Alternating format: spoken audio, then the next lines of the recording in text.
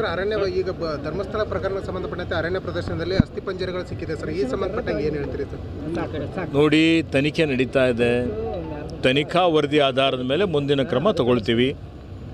ಅರಣ್ಯ ಇಲಾಖೆ ಅಧಿಕಾರಿಗಳು ಎಲ್ಲಾದರೂ ನಿರ್ಲಕ್ಷ್ಯತನ, ಬೇಜವಾಬ್ದಾರಿತನ ತೋರಿಸಿದ್ರೆ ಕಾನೂನು ಪ್ರಕಾರ ಶಿಸ್ತು ಕ್ರಮ ಜರುಗಿಸ್ತೇವೆ. ಈಗ ಅಂದರೆ ಆ ಸಂಬಂಧಪಟ್ಟಂಗೆ ಏನಾರು ಅಧಿಕಾರಿಗಳಿಗೆ ಇದರ ಸೂಚನೆ ವರದಿ ಬರಲಿ, ತನಿಖಾ ವರದಿ ಬರದೆ ನಾನು ಹೆಂಗೆ ವಾಪಗಳ ಮೇಲೆ ಹೆಂಗೆ ತೀರ್ಮಾನ ಮಾಡ್ಬೋದು? ಅಂದರೆ ಇಲ್ಲಿ ತನಿಖಾ ವರದಿ ಕೈ ಸೇರಲಿ.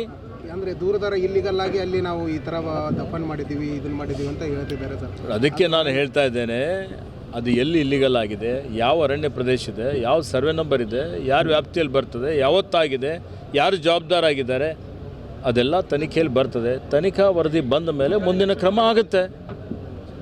ಅಂದರೆ ಇಲ್ಲಿಗಲ್ ಆಗಿ ಏನಾದರೂ ಒಂದು ವೇಳೆ ಅಕ್ರಮವಾಗಿದ್ದರೆ ಖಂಡಿತವಾಗಿ ಕ್ರಮ ಆಗುತ್ತೆ.